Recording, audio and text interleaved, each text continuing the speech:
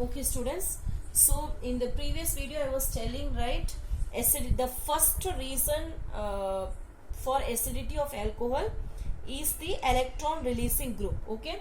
So when you take primary, secondary, and tertiary will have more electron releasing group. Okay.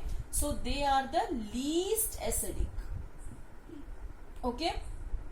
And when you see primary, they have low electron releasing groups attached, so they are high acidic. Okay, so this was the first way to find out among the alcohols that which one is least acidic and which one is more acidic based on the number of electron releasing group attached to the alcohol. Okay, so on page number 336 on the top para, they are giving two more comparison for the acidity of alcohol.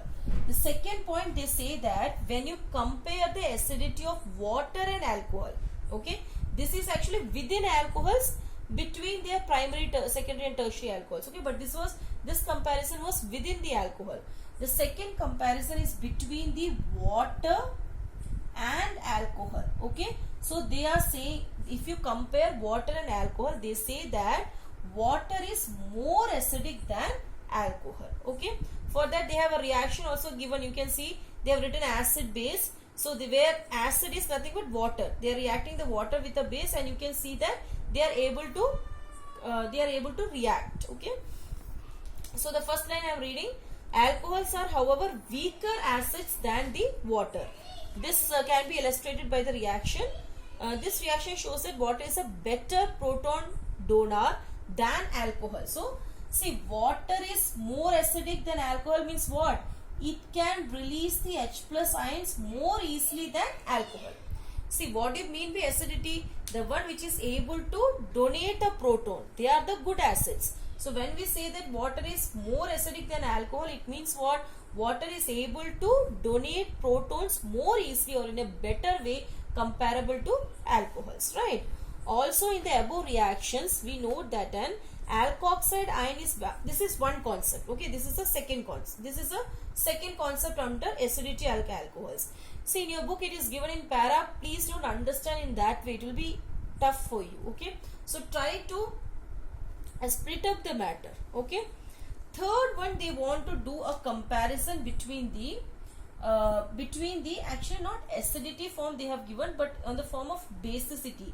They say that alkoxides, okay, you remember what is alkoxide, right? So what is alkoxide? Sodium alkoxide. You can see on page number 335 the first reaction where sodium alkoxide is formed. Okay, that's called as there actually we have reacted with sodium, so it was sodium alkoxide. Down you can see aluminium oxide is there. So alkoxide is nothing but O, like RO. Okay, that's alkoxide. This one is called as the alkoxide.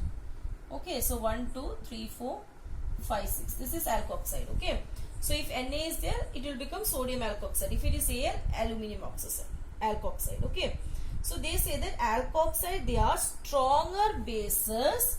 This was about the acidity. Okay, here I am talking about the basicity than OH, hydroxide ions, based on the basicity. Understood? So I'll just read it from the book. Also in the above reaction, we note that an alkoxide ion is a better proton. Now this is more basic. More basic means what? It is able to accept H plus ions. See, this is, try to understand, OH is less basic. It means it is more acidic. More acidic means what? From the OH it is able to give the H. So it is able to donate H plus ion or a proton. That's why it is more acidic. So when it is more acid, then of course it will be less basic. Okay. Here you see it is having a negative charge. It means it is an electron deficient. It want to get the proton. So since this alkoxide is accepting proton, or it is a better proton acceptor, that's why we say that alkoxide is what? A good, it has more basic characters. So this was a comparison between the alkoxide and hydroxide ion. This OH is nothing but the hydroxide ion. So OH is able to donate proton Okay, and alkoxide is able to accept proton. Since alkoxide is able to accept proton easily, they are more basic characters than hydroxide. Okay, that's all for the acidity of alcohols. Next we will move to acidity of the phenol. Okay, so as I told you, phenol, the first and foremost thing you have to learn about the resonance. Okay, I am also going to just draw the resonance, because if resonance is clear, then like everything is clear, right? Resonance actually is resonating structures. Okay, resonating structure of alcohol, sorry, of phenol, okay. So see how I am not going to go deep what is resonance or what are the conditions when resonance can form, nothing. In phenol, how can you keep it in the mind, the resonating structure, how the resonating structures are formed. Okay, so the first resonating structure, okay, it will have OH. You know that O will have lone pairs, right? And then you will have here double bond, here double bond, and here double bond. This is the first structure. Okay, now what happens? Oxygen's lone pair, it is going to donate, it will come here. The oxygen lone pair, it is going to come here, okay, to this bond. Okay, so now when it comes here, how it will become? See, this single bond will become double, because the oxygen has given its lone pair, right? So one of the lone pair has come here. Like lone pair means two dots. These two dots are shifted here, and now this has become double bond. So now oxygen will have only one pair of lone pair. H will be as such. Okay, now you see here double bond and here double bond. It's not possible. It will not be together. Okay, so now what will happen? This double bond will move to this carbon, this particular point carbon. Okay, so when it is accepting the electron, so it will get what? A negative charge. Okay, rest will be as usual. This will be like this, this will be like this. This is the second resonating structure. Always resonating structure, you have to put the arrows in this way, because it is reversible, right? The next one, again you come. Okay, next one, what will happen? Now see, this will be the same OH. Okay, so since it has given the electron, you have to keep on writing a plus charge, because the oxygen has donated the electron, lone pair of electrons, so it will get a positive charge. Okay, now here what will happen? This particular negative charge now shift to here, this particular line. Okay, this particular bond. So this will become what? Double. From this carbon it has shifted here. Now we cannot have this also double, this also double. So what will happen?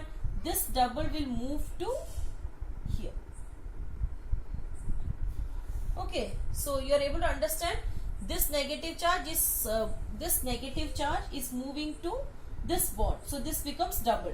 So you cannot have a double here, or you cannot put a double here also, right? So this double you are shifting to this carbon. So this will become a negative charge. Okay, rest will be same. Are you able to understand? Next one will be what? You have to shift the, see, from this the electrons are coming. You have to shift the electrons, that's all. Okay, now the negative charge is here. Now the negative charge is here. Now you have to shift this negative charge here. Okay, so this will be as such. Okay, now this negative charge you are shifted here, so this will become double bond. Okay, you should not have this double bond, so this will shift here. Oh, sorry, not there. This will shift in the center, this carbon. Okay, so you will get a negative charge over here.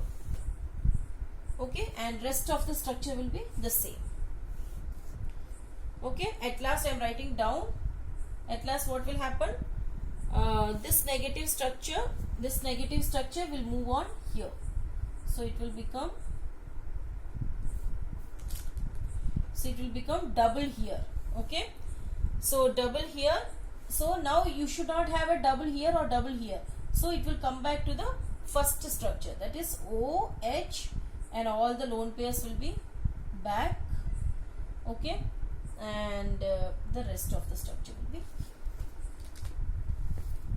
Are you able to understand? You need not have to mug the resonating structures at all. What you have to do, listen carefully. The oxygen, one pair of electrons are first donated to this particular bond. When this particular bond is, when this two lone pair of electron is given to this particular bond, this particular bond will become double bond. Okay, so here you got a double bond. Now you cannot have together both the double bonds. So from this double bond, it is shifted to the nearby carbon. Okay, so where it is shifting, there you will get a negative charge. So you have to keep on shifting the negative charge, and you have to see that both together there should be no double bonds, what we call it as a pi bonds, right? So now this negative, so next you have to shift this negative charge from this carbon to the next bond. So it has become double. So if you take here double, here and here will become double. So they should, the double bond should not be together. So you are shifting the double bond to the next carbon. So when you are shifting, this will become a negative charge in that way. Okay, please try to understand and write this 2-3 times and see. Okay, then only you will be able to understand the resonating structures, right? So hope the resonating structure is clear. So I'll just read on what it is. The reaction of the phenols with metals and sodium hydroxide indicate its acidic nature. So we know that even phenols are acidic in nature. The hydroxyl group in phenol is directly attached to sp2. See, this particular carbon, the carbon which is here is actually sp2 hybridized. Okay, so sp2 hybridized. So the hydroxyl group of the phenol is attached to the sp2 hybridized carbon.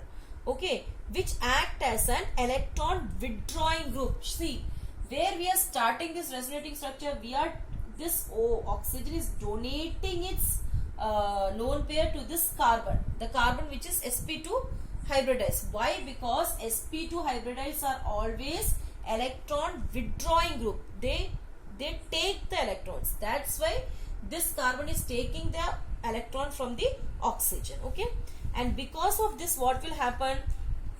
The charge distribution in the phenol molecule, due to this, the charge distribution in phenol molecule as depicted in its resonance structure causes the oxygen of OH group to be positive. So since the carbon, listen to in a very simple way, since the carbon here is sp2 hybridized, and we all know that sp2 hybridized are what? They are electron withdrawing. Okay, they withdraw the electron. They are electron withdrawing group. That's why everywhere the oxygen is getting what? A positive charge. Okay. So the reaction of phenol with aqueous sodium hydroxide, this is one part. Okay.